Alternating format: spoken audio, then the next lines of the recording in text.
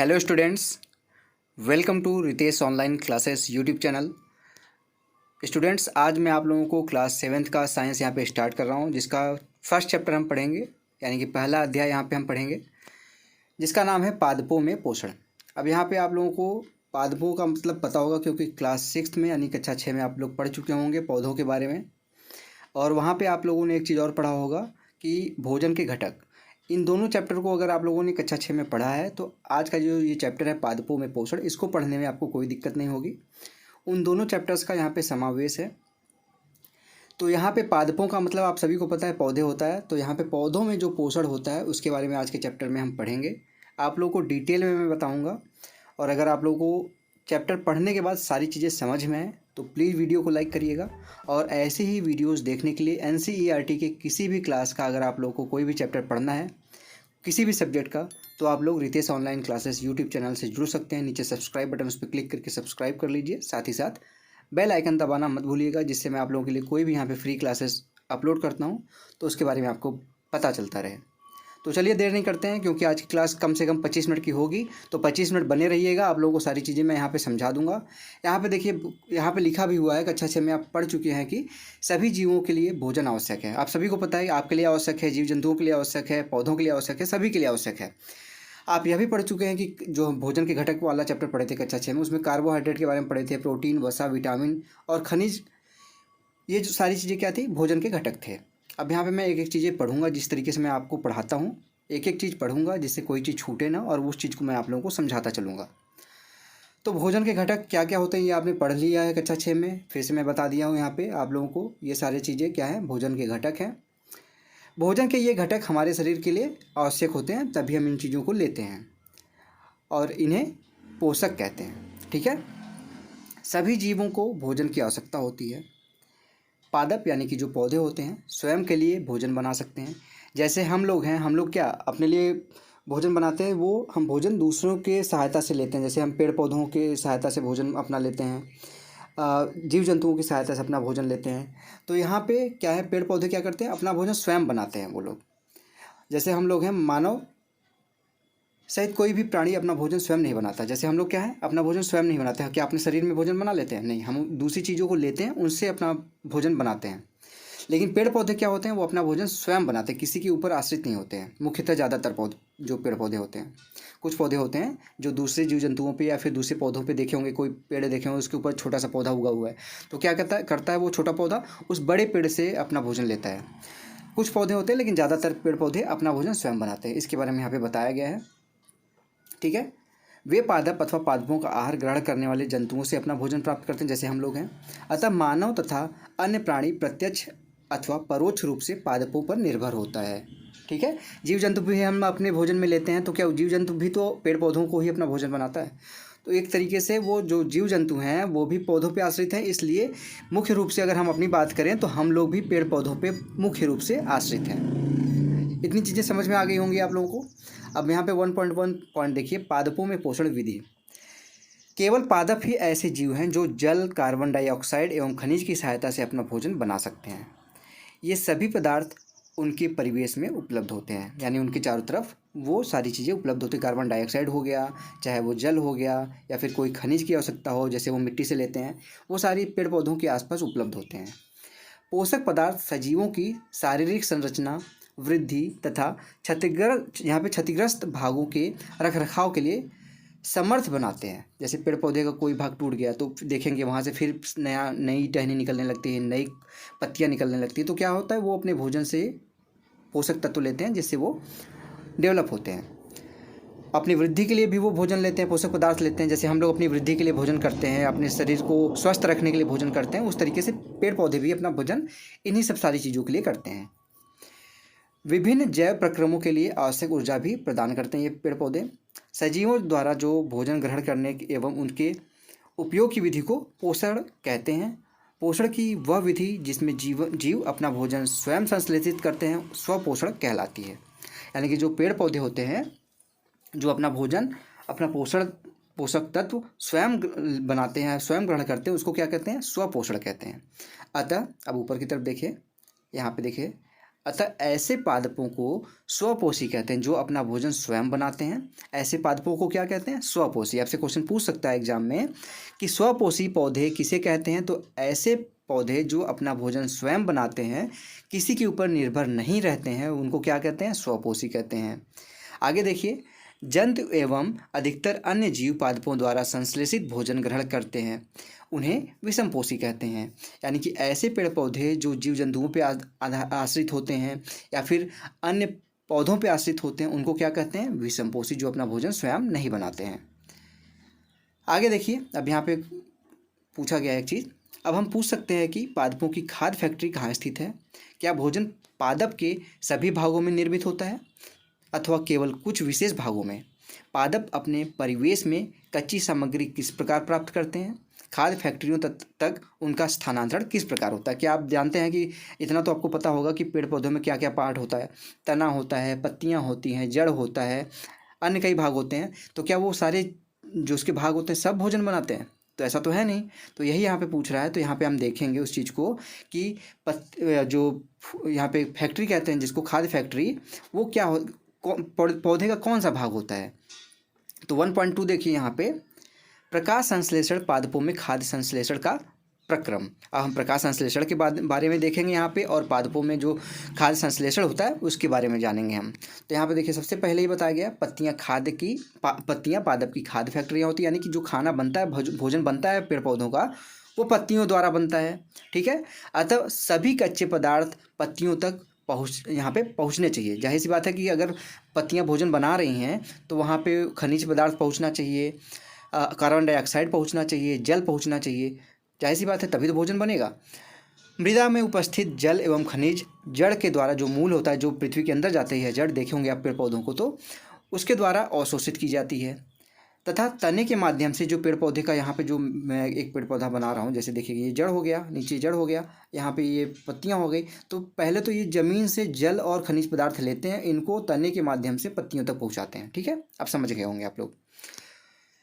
पत्ती की सतह पर उपस्थित सूक्ष्म रंध्रों द्वारा वायु में उपस्थित कार्बन डाइऑक्साइड प्रवेश करती है। जो पत्तियों को आप देखेंगे ध्यान से, तो उसमें छोटी छोटी कोपलें बनी होती हैं, रंध्र बने होते हैं, छेद बने होते हैं, जिसको आप सूक्ष्मदर्शी से देखेंगे तो आपको दिखेगा। उससे क्या कहते हैं, जो वातावरण में कार्बन डाइऑक्साइड है, CO2 है, उसको वो पत्तियाँ ग्रहण करती हैं। ठीक है, जल तो मिल गया उसको, खनिज पदार्थ भी मिल गया जड़ से, अब कार्बन डाइऑक्साइड बचा था वो वायु से मिल जा रहा है उनको। कार्बन डाइऑक्साइड तो हम लोग उत्पन्न कर ही रहे हैं, जिससे वो भोजन अपना बना लेते हैं। और स्थानांतरण कैसे होता है वो भी आपने देख लिया, जल से तने से होते हुए पत्तियों तक पहुंच जाता है। अब यहाँ पे कोशिकाओं के बारे में देखते हैं थोड़ा सा। आपने देखा है कि इमारतें ईंटों से बनी होती हैं, देखे होंगे ना। इमारत, अगर कोई मकान बन रहा है तो ईंटों को जोड़ जोड़ के बनाया जाता है। इसी प्रकार सजीवों का शरीर सूक्ष्म इकाइयों से बना है। हमारा शरीर है, पेड़ पौधों का शरीर है, सभी छोटी छोटी इकाइयों से बना है, जो कोशिका कहलाती है। कोशिकाओं को सूक्ष्मदर्शी द्वारा देखा जा सकता है। कुछ जीव मात्र एक कोशिका के बने होते हैं। कोशिका एक पतली बाह्य संरचना द्वारा घिरी होती है, यहाँ पे हम पढ़ रहे हैं, जिसे कोशिका झिल्ली कहते हैं। इसमें केंद्रक में स्थित एक सुस्पष्ट संरचना होती है, जिसे केंद्रक कहते हैं। ठीक है, केंद्रक देखिए, जो बीच वाला ये हिस्सा है। केंद्रक चारों ओर से जेली के समान एक पदार्थ से घिरा होता है, जिसे क्या कहते हैं, कोशिका द्रव्य कहते हैं। जो ये जेली, इसके अंदर कोशिका द्रव्य है, और कोशिका झिल्ली ये पूरा है। ठीक है, जो बाहर का आवरण है। यह रंध्र द्वार कोशिकाओं, जो ऊपर पढ़े थे अभी पत्तियों वाला, उसके आगे पढ़ना है। यह रंध्र द्वार कोशिकाओं द्वारा घिरे होते हैं। ऐसे छिद्रों को रंध्र कहते हैं। जल एवं खनिज वाहिकाओं द्वारा पत्तियों तक पहुँचाए जाते हैं। ये वाहिकाएँ नली के समान होती हैं तथा जड़, तना, शाखाओं एवं पत्तियों तक फैली होती हैं। पोषकों को पत्तियों तक पहुँचने के लिए ये वाहिकाएँ एक सतत मार्ग बनाती हैं। पादपों में पदार्थों के परिवहन के विषय में आप अध्याय 7 में पढ़ेंगे। इसी बुक के क्लास 7 चैप्टर में पढ़ेंगे। पत्तियों में एक हरा वर्णक होता है, जिसे क्या कहते हैं, क्लोरोफिल कहते हैं। जो पत्तियां देखे होंगे आप, हरी होती है ना, उनका कलर जो हरा होता है वो क्लोरोफिल के कारण होता है। क्लोरोफिल सूर्य के प्रकाश, जो लाइट आ रही है, सूर्य का प्रकाश आ रहा है, सौर ऊर्जा आ रही है, वो पत्तियों पे पड़ती है कि ऊर्जा का संग्रहण करने में पत्ती की सहायता करते हैं। जो क्लोरोफिल होती है वो सूर्य के प्रकाश को ग्रहण करने में पत्तियों की सहायता करती है। इस ऊर्जा का उपयोग जल एवं कार्बन डाइऑक्साइड से खाद्य संश्लेषण में होता है, क्योंकि खाद्य संश्लेषण सूर्य के प्रकाश की उपस्थिति में होता है, इसलिए इसे प्रकाश संश्लेषण कहते हैं। सूर्य की उपस्थिति में होता है। खाद्य का संश्लेषण करती हैं पत्तियां क्लोरोफिल की सहायता से, लेकिन ये किसकी उपस्थिति में? प्रकाश की उपस्थिति में, इसलिए इसको क्या कहते हैं? प्रकाश संश्लेषण कहते हैं। अतः हमने देखा कि क्लोरोफिल सूर्य का प्रकाश, कार्बन डाइऑक्साइड एवं जल प्रकाश संश्लेषण के लिए आवश्यक हैं। इस पृथ्वी पर यह एक अद्वितीय प्रक्रम है। पत्तियों द्वारा सौर ऊर्जा संग्रहित की जाती है तथा पादप में खाद्य के रूप में संचित होती है। अतः सभी जीवों के लिए सूर्य ऊर्जा चरम स्रोत है। जो लाइट आती है, सूर्य की ऊर्जा आती है, सूर्य का प्रकाश आता है, वो सभी जीव जंतुओं के लिए एकमात्र सबसे इम्पॉर्टेंट यहाँ पे ऊर्जा का स्रोत है। क्या आप कल्पना कर सकते हैं कि प्रकाश संश्लेषण नहीं होगा तो क्या होगा? प्रकाश संश्लेषण न होने की स्थिति में खाद्य उपलब्ध नहीं होगा। सभी जीवों का अस्तित्व प्रत्यक्ष अथवा परोक्ष रूप से पादपों द्वारा निर्मित भोजन पर निर्भर करता है। इसके अतिरिक्त सभी जीवों के लिए परम आवश्यक ऑक्सीजन जो निकलती है, पेड़ पौधे जो छोड़ते हैं, वो प्रकाश संश्लेषण के दौरान ही निर्मित होती है। जब भोजन बनाते हैं पेड़ पौधे, कार्बन डाइऑक्साइड लेते हैं, उसके साथ साथ ऑक्सीजन छोड़ते हैं। अभी मैं आगे इक्वेशन दिखाऊंगा, उसमें आपको पता चलेगा। तो क्या होगा? जब ऑक्सीजन नहीं होगा तो हम भी जीवित नहीं रह पाएंगे, जीव जंतु भी जीवित नहीं रह पाएंगे। तो क्या है? पृथ्वी पर जीवन की कल्पना असंभव हो जाएगी। प्रकाश संश्लेषण के दौरान पत्ती की क्लोरोफिल युक्त कोशिकाएं सूर्य के प्रकाश की उपस्थिति में कार्बन डाइऑक्साइड एवं जल से कार्बोहाइड्रेट का संश्लेषण करती हैं। इस प्रक्रम को निम्न समीकरण द्वारा दर्शाया जा सकता है। यहाँ पे ये समीकरण, इसको मैं समझा देता हूँ आप लोगों को। ये समीकरण बना हुआ है। वायु में कार्बन डाइऑक्साइड है, उसको लेते हैं पेड़ पौधे की पत्तियाँ, साथ ही नीचे से जड़ से जल भी मिल गया उनको। अब सूर्य के प्रकाश के टाइम सूर्य का प्रकाश हुआ और क्लोरोफिल की सहायता से जो पत्तियों में होता है ग्रीन कलर का, उसकी सहायता उपस्थिति में पत्तियां क्या बनाती हैं? कार्बोहाइड्रेट बनाती हैं, जो भोजन का काम करती है पत्तियों के, पेड़ पौधों के लिए। और साथ ही साथ वो ऑक्सीजन छोड़ती हैं, ऑक्सीजन निकालती हैं वो। तो यहाँ पे क्या हो गया? कार्बन डाइऑक्साइड जो था वो जल की सहायता से आया पेड़ पौधों में, पत्तियों की सहायता से, क्लोरोफिल की सहायता से, और सूर्य के प्रकाश की उपस्थिति में वो कार्बोहाइड्रेट बन गया, पेड़ पौधों को भोजन मिल गया, और साथ ही साथ वो ऑक्सीजन छोड़ रहे हैं। इस प्रक्रम में ऑक्सीजन निर्मुक्त होती है, यानी वही मैंने बताया, ऑक्सीजन निकलती है पेड़ पौधों से। कार्बोहाइड्रेट अतः पत्तियों में मंड यानी कि स्टार्च के रूप में संचित होती है, जैसे जंतुओं में होती है। ठीक है, यहाँ पे देखिए क्लोरोफिल दिखाया गया है, जो ये ग्रीन ग्रीन से दिख रहा है, ये क्लोरोफिल है। ये सारी चीज़ें आप पढ़ लीजिएगा। रंध्र दिखाया गया है, यहाँ पे देखिए रंध्र दिखाया गया है, जो यहाँ पे कार्बन डाइऑक्साइड को लेती हैं। इसको सूक्ष्मदर्शी से दिखाया गया, इसी तरीके से दिखता है। अब आगे देखिए, यहाँ पे हम पढ़ रहे थे, कहाँ पे संचित हो जाती हैं। यहाँ पे आएंगे हम, अब लेफ्ट साइड में देखिएगा। यहाँ पे पत्ती में स्टार्च की उपस्थिति प्रकाश संश्लेषण प्रक्रम का संपन्न होना दर्शाता है। स्टार्च भी एक प्रकार का कार्बोहाइड्रेट है। ठीक है, अब यहाँ पे दिखाया गया पूरा प्रक्रम। देखिए पत्ती है, ये सूरजमुखी का कह सकते हैं पौधा है, जड़ है, यहाँ से जल जा रहा है, यहाँ पे नीचे से देखिए ब्लू कलर का कार्बन डाइऑक्साइड पेड़ पौधे ले रहे हैं हवा से, और सूर्य के प्रकाश में यहाँ पे सौर ऊर्जा आ रही पत्तियों पे गिर रही है, तो यहाँ पे भोजन ये बना रहे हैं। ठीक, अब यहाँ पे क्रियाकलाप 1.1 है। एक ही प्रकार के पादपों के 2 गमले लीजिए, एक को अंधकार काले बॉक्स में 72 घंटों के लिए रखिए और दूसरे को सूर्य के प्रकाश में रखिए। दोनों पादपों की पत्तियों में आयोडीन परीक्षण उसी प्रकार कीजिए जैसे आपने कक्षा 6 में किया था। अपने अवलोकनों को नोट कीजिए। अब उस गमले को जिसे आपने अंधकार में रखा था 3-4 दिनों के लिए सूर्य के प्रकाश में रख दीजिए तथा पुनः इसकी पत्ती पर आयोडीन परीक्षण कीजिए। अपने परीक्षण अपनी नोटबुक में लिखिए। हरी पत्तियों के अतिरिक्त अन्य वर्ण जो रंग होते हैं अलग अलग कलर के की पत्तियों में भी क्लोरोफिल होता है, परंतु इन पत्तियों में उपस्थित लाल, भूरे अथवा अन्य वर्ण क्लोरोफिल के हरे रंग का यहाँ पे प्रच्छादन कर देते हैं, यानी उसको कम कर देते हैं। जिससे कुछ पत्तियां लाल रंग की दिखती हैं, कुछ पीली रंग की दिखती हैं, वो ज़्यादा होती हैं, इसलिए क्लोरोफिल को दबा देती हैं, अर्थात ढक लेते हैं। इन पत्तियों में भी प्रकाश संश्लेषण होता है, क्योंकि क्लोरोफिल तो है ही। अगर नहीं होगा यहाँ पे प्रकाश संश्लेषण तो पौधा मर जाएगा, जाहिर सी बात है। आपने गीली दीवारों पर तालाब अथवा ठहरे हुए जलाशयों में हरे अवपंकी काई जो लगी होती है देखे होंगे। ये सामान्यतः कुछ जीवों की वृद्धि के कारण बनते हैं जिन्हें शैवाल कहते हैं। क्या आप कल्पना कर सकते हैं कि यहाँ लेफ्ट साइड में देखिएगा, यहाँ पे इनका रंग हरा क्यों होता है? इनमें क्लोरोफिल होता है, इसके कारण ये हरे दिखाई देते हैं। शैवाल भी प्रकाश संश्लेषण द्वारा अपना भोजन स्वयं बनाते हैं। पादपों में कार्बोहाइड्रेट के अतिरिक्त अन्य खाद्यों का संश्लेषण, अब यहाँ पे जो पौधे होते हैं उसमें सिर्फ कार्बोहाइड्रेट ही तो नहीं होता होगा मंड के रूप में, अन्य भी यहाँ पे खाद्य पदार्थ होते होंगे उनके अंदर, उसका संश्लेषण कैसे करते हैं तो इसके बारे में जानते हैं हम। अभी आपने पढ़ा कि प्रकाश संश्लेषण प्रक्रम द्वारा पादप यानी कि पौधे कार्बोहाइड्रेट का संश्लेषण करते हैं। कार्बोहाइड्रेट कार्बन, हाइड्रोजन एवं ऑक्सीजन से बनते हैं। इनका उपयोग खाद्य के अन्य घटकों के संश्लेषण में होता है, परंतु प्रोटीन नाइट्रोजनी पदार्थ हैं जिनमें कार्बन, ऑक्सीजन एवं हाइड्रोजन के अतिरिक्त नाइट्रोजन भी होता है। पौधों में आप जानते हैं नाइट्रोजन भी उपस्थित होता है। पादपों में नाइट्रोजन कहाँ से प्राप्त होता है? याद कीजिए, वायु में नाइट्रोजन गैसीय अवस्था में प्रचुर मात्रा में पाई जाती है, ठीक है, परंतु पादप इसका अवशोषण इसी रूप में नहीं कर सकते। मिट्टी से ये लोग करते हैं, जाहिर सी बात है, मैं मोटा मोटा बता दूँ, आगे पढ़ के समझा भी दूंगा। मिट्टी में कुछ विशेष जीवाणु होते हैं जो गैसीय नाइट्रोजन को उपयोगी यौगिक में परिवर्तन कर मृदा में निर्मुक्त करते हैं। जो कुछ जीव जंतु होते हैं, जो छोटे छोटे यहाँ पे जीवाणु होते हैं, वो वायु से नाइट्रोजन लिए, उसका रूपांतरण कर दिए, और रूपांतरण किस प्रकार कर दिए, उसको इस तरीके से तोड़ दिए कि वो पौधे ज़मीन में जो खनिज है उसमें मिल गया। अब वहाँ से पेड़ पौधा अपना नाइट्रोजन ले लेता है, ठीक है। यहाँ पे देखिए ये लिखा गया है, जो गैसीय नाइट्रोजन को उपयुक्त यौगिक में परिवर्तित कर मृदा में निर्मुक्त करते हैं, यानी मिट्टी में छोड़ देते हैं। यह विलेय पदार्थ पादपों द्वारा जल के साथ अवशोषित कर लिए जाते हैं। संभवतः आपने देखा है कि किसान अपने खेतों में उर्वरक तथा खाद डालते हैं जिसमें नाइट्रोजनी पदार्थ की प्रचुरता होती है, यानी उसमें नाइट्रोजन पदार्थ ज़्यादा मात्रा में होते हैं। जो आप देखे होंगे खेतों में किसान खाद डालते हैं उसमें नाइट्रोजन की ज़्यादा मात्रा होती है। इस प्रकार अन्य संगठनों के साथ पादपों की नाइट्रोजन की जो मांग होती है वो पूरी यहाँ पे पूरा हो जाता है वो। इसके पश्चात पादप खाद्य के अन्य संगठकों जैसे कि प्रोटीन एवं वसा का संश्लेषण करते हैं।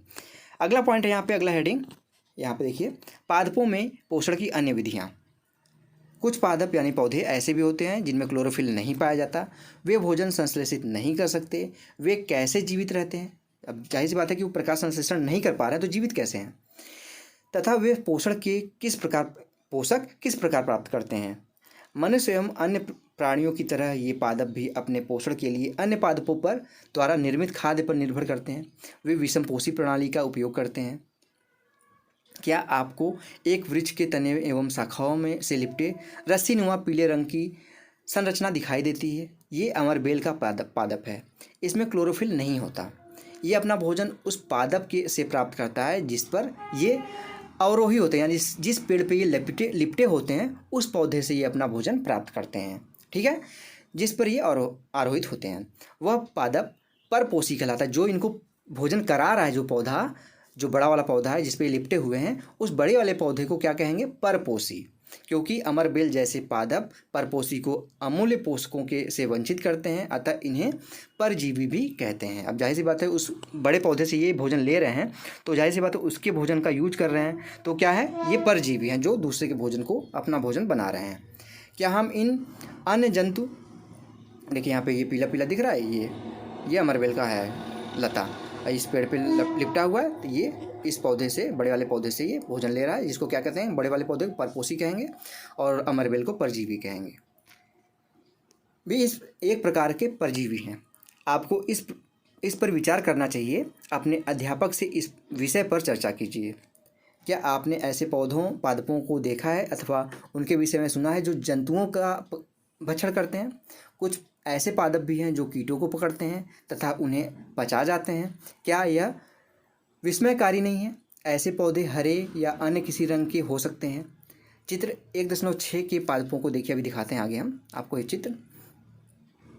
इसकी घड़ के समान दिखाई देने वाली संरचना वास्तव में उसकी पत्ती का रूपांतरित भाग है। पत्ती का ही भाग बदल गया है। पत्ती का शीर्ष भाग घड़े का ढक्कन बनाता है। घड़े के अंदर अनेक रोम होते हैं जो नीचे की ओर ढलके रहते हैं, अर्थात अधोमुखी होते हैं। जब कोई कीट घड़े में प्रवेश करता है तो यह रोमों के, आगे देखते हैं, बीच फंस जाता है। घड़े में उपस्थित पाचक रस द्वारा कीटों का पाचन हो जाता है। कीटों का भक्षण करने वाले ऐसे पादप कीटभक्षी पादप कहलाते हैं। वीनस फ्लाई ट्रैप तथा सैंडयू कीटभक्षी पादपों के दो अन्य उदाहरण हैं। इनके बारे में जानकारी प्राप्त कीजिए। अब पहले मैं चित्र दिखा दूँ, फिर आपको समझाता हूँ। यहाँ पे देखिए ये पेड़ पौधे हैं, इनकी पत्तियों पे देखिए इस तरीके से पत्तियाँ ही इनका रूपांतरण इनका हो गया इस तरीके से। जब इनके बीच में इसको बड़ा करके दिखाया गया, इधर देखिए इसके बीच में जब कीड़े जाते हैं तो ये ढक्कन ढक जाता है और इसके बीच में ये बच जाते हैं, तो जिससे भोजन उसको पौधे को मिल जाता है। ठीक है, क्या यह संभव है कि इस प्रकार के पादपों को मृदा से वे सभी पोषक नहीं मिल पाते जिनकी उन्हें आवश्यकता है? अब आगे देखें 1.4 मृत जीवी। ठीक है, आपने बाजार में छत्रक मशरूम बिकते देखे होंगे, मशरूम देखा ही होगा आप सभी ने। वर्षा के दिनों में वृक्षों की सड़ी गली टूटी टहनियों अथवा तनों का या छाल पर छाते के समान संरचनाओं के गुच्छे भी आपने देखे होंगे। आइए देखें कि जीवन यापन हेतु इन्हें किस प्रकार के पोषकों की आवश्यकता होती है और वे उन्हें कहाँ से प्राप्त करते हैं। अब यहाँ देखिए मशरूम तो देखा ही होगा आपने। अब देखेंगे, आप बरसात के बाद देखेंगे ना, तो कुछ जो पेड़ पौधे गिरे होते हैं उनके ऊपर इस तरीके से उग जाते हैं मशरूम। ठीक है, ब्रेड डबल रोटी का एक टुकड़ा लेकर इसे जल में भिगो लें। इसे किसी नम एवं उष्ण स्थान पर 2-3 दिन के लिए रख दीजिए अथवा उस समय तक रहने दीजिए जब तक कि उस पर रोएं जैसी संरचना न दिखाई देने लगे। ये धब्बे किस रंग के हैं आपको देखना है। किसी आवर्धक लेंस अथवा सूक्ष्मदर्शी की सहायता से इनका अवलोकन कीजिए, इनको देखिए, अपने प्रेक्षणों को नोटबुक में लिखिए। बहुत संभव है कि आपको रुई के धागों के समान संरचनाएं दिखाई पड़ेंगी। यह जीव कवक या फंजाई जिसको कहलाते हैं। इनकी पोषण प्रणाली अथवा पोषण विधि भिन्न प्रकार की होती है। ये मृत एवं विघटनकारी सड़ने वाले वस्तुओं जैसे जैव पदार्थों की सतह पर कुछ पाचक रसों का स्राव करते हैं तथा उसे साधारण एवं विलेय के रूप में परिवर्तित कर देते हैं। तत्पश्चात वे इस विलयन का भोजन के रूप में अवशोषण कर लेते हैं। इस प्रकार की भोजन प्रणाली को, जिसमें जीव किसी मृत एवं विघटित जैविक पदार्थों में से पोषक तत्व प्राप्त करता है, मृत जीवी पोषण कहलाता है। जैसे कोई जीव मर गया, उसके ऊपर वो उत्पन्न हुआ और कुछ पदार्थ वहाँ पे छोड़ा जिससे वो मृत जीव गल गया, उसको फिर वो जो उसके ऊपर पौधा या फिर फंजाई उत्पन्न था उसने वहाँ से पोषक पदार्थ प्राप्त कर लिया, जिसको क्या कहते हैं, मृत जीवी पोषण। मृत जीवी पोषण प्रणाली का उपयोग करने वाले जीव मृत जीवी कहलाते हैं। ठीक है, याद रखिएगा एक एक चीज़। कवक अचार, चमड़े, कपड़े एवं अन्य पदार्थों पर उगते हैं। ये उन स्थानों पे भी उगते हैं जो नम एवं उष्ण हो, जहाँ पे नम जहाँ पे पानी रुका हो और सड़ गया हो, जहाँ पे आप थोड़ी सी उमस टाइप का हो, वहाँ पे उगते हैं। कवकों की वृद्धि के लिए वर्षा ऋतु सबसे अच्छी परिस्थितियाँ प्रदान करती है, क्योंकि पानी जगह जगह रुक जाती है। इसी कारण वर्षा ऋतु के दौरान अनेक वस्तुएं कवकों की वृद्धि के कारण नष्ट अथवा अनुपयोगी हो जाती हैं। अब अचार में कवक लग गया तो क्या उपयोग करेंगे? नहीं करेंगे। अपने अभिभावकों से कवक द्वारा होने वाली नुकसान पर चर्चा कीजिए। सामान्यतः कवकों के बीजाणु वायु में उपस्थित होते हैं। जब वे किसी ऐसे जैव पदार्थ अथवा उत्पाद पर बैठते हैं जो नम एवं उष्ण हो, तो वे अंकुरित होकर नए कवक को जन्म देते हैं। क्या आप बता सकते हैं कि हम अपनी वस्तुओं को कवक द्वारा खराब होने से किस प्रकार बचा सकते हैं? अब इसके बारे में देखेंगे, आगे पढ़ेंगे। कुछ जीव एक दूसरे के साथ रहते हैं तथा अपना आवास एवं पोषक तत्व एक दूसरे के साथ बांटते हैं। इसे सहजीवी संबंध कहते हैं। जैसे एक साथ रहे और एक दूसरे के साथ अपना पोषक तत्व बांटे, कुछ उसको दिए कुछ उससे अपना लिए, उसको क्या कहते हैं? सहजीवी संबंध कहते हैं। उदाहरण के लिए कुछ कवक वृक्षों की जड़ों में रहते हैं। वृक्ष कवक को पोषण प्रदान करते हैं, बदले में उन्हें जल एवं पोषकों के अवशोषण में सहायता मिलती है। वृक्ष के लिए इस संबंध का विशेष महत्व है। लाइकेन कहे जाने वाले कुछ जीवों में 2 भागीदार होते हैं। इनमें एक शैवाल होता है और दूसरा कवक होता है। शैवाल में क्लोरोफिल उपस्थित होता है, जिससे क्या होता है, कवक को क्लोरोफिल मिल जाता है। जबकि कवक में क्लोरोफिल नहीं होता तो कवक को शैवाल यहाँ पे देखिए, कवक शैवाल को रहने का स्थान आवास देता है अपने ऊपर, जल एवं पोषक तत्व उपलब्ध कराता है तथा बदले में शैवाल प्रकाश संश्लेषण द्वारा संश्लेषित खाद्य कवक को देता है। यानी दोनों को एक दूसरे से कुछ न कुछ मिल गया। 1.5 देखिए, मृदा के पोषकों की पुनः पूर्ति किस प्रकार होती है? क्या आपने किसानों को अपने खेतों में अथवा नाली के माली को बगीचे में के लॉन एवं गमलों में खाद अथवा उर्वरक डालते देखा है? आपने भी डाला होगा कभी पेड़ पौधों को कोई खाद। क्या आप जानते हैं कि वे इन्हें मृदा में क्यों डालते हैं या फिर क्यों मिलाते हैं? आप पढ़ चुके हैं कि पादप मृदा में खनिज पोषक तत्व अवशोषित करते हैं, अतः मृदा में इनकी मात्रा लगातार कम होती जाती है। उर्वरक एवं खाद में नाइट्रोजन, पोटेशियम, फास्फोरस जैसे पोषक तत्व होते हैं। पादपों द्वारा लगातार उपयोग किए जाने के कारण मृदा में इनकी मात्रा धीरे धीरे कम होती जाती है, जिसलिए क्या करते हैं किसान, मृदा को इन पोषक तत्वों से समृद्ध करने के लिए उसको बनाए रखने के लिए भूमि में उर्वरक अथवा खाद मिलाने की आवश्यकता होती है। यदि हमें पादप के पोषण की आवश्यकता के बारे में ज्ञान हो तो हम न केवल पादपों को उगा सकते हैं बल्कि उन्हें स्वस्थ भी रख सकते हैं कि उनको किस खाद्य पदार्थ की ज़्यादा ज़रूरत है उसी को हम मिट्टी में डालेंगे, जिसको ज़रूरत नहीं है उसको हम नहीं डालेंगे उस खाद्य पदार्थ को। ठीक है। पादपों को प्रोटीन बनाने के लिए सामान्यतः नाइट्रोजन की अधिक आवश्यकता होती है। फसल कटाई के बाद पृथ्वी मृदा में नाइट्रोजन की कमी हो जाती है। यद्यपि वायु में नाइट्रोजन गैस प्रचुर मात्रा में उपलब्ध होती है, परंतु पादप इसका उपयोग उस प्रकार करने में असमर्थ होते हैं, वायु से नहीं ले पाते हैं। जैसे कि कार्बन डाइऑक्साइड जिस प्रकार से लेते हैं, कार्बन डाइऑक्साइड तो ऑक्सीजन से हवा से ले लिया, लेकिन नाइट्रोजन नहीं ले पाते ये लोग। ठीक है। पौधे नाइट्रोजन को विलेय रूप में लेते हैं, यानी घुले हुए रूप में लेते हैं, अवशोषित कर सकते हैं। कुछ जीवाणु को जो यहाँ पे राइजोबियम कहलाते हैं, जो जीवाणु, जिसको ध्यान दीजिएगा, पूछ सकते हैं, उस जीवाणु को नाम राइजोबियम कहते हैं। उसको वायुमंडलीय नाइट्रोजन को विलेय पदार्थों में परिवर्तित कर देते हैं, परंतु राइजोबियम अपना भोजन स्वयं नहीं बना सकते। ये चना, मटर, मूंग, सेम तथा अन्य फलीदार पादपों की जड़ों में रहते हैं तथा इन्हें नाइट्रोजन की आपूर्ति करते हैं। अधिकतर दालें फलीदार पदार्थों से प्राप्त होती हैं। इसके बदले पादप राइजोबियम जीवाणु को आवास एवं खाद्य प्रदान करता है। जो राइजोबियम जीव होते हैं उनको ये पौधे क्या करते हैं, आवास, रहने के लिए स्थान देते हैं और खाद्य प्रदान करते हैं, यानी उनको भोजन प्रदान करते हैं। अतः उनमें सहजीवी संबंध होता है, यानी राइजोबियम से पौधों को क्या मिला, नाइट्रोजन मिला, और पौधों से उनको आवास मिला और खाद्य पदार्थ मिला। ठीक है। दालों की फसलों के लिए उन्हें मृदा में नाइट्रोजन उर्वरक देने की आवश्यकता नहीं पड़ती। यही नहीं, दाल की फसल उगाने के बाद अगली फसल के लिए भी सामान्यतः उर्वरकों की आवश्यकता नहीं होती है।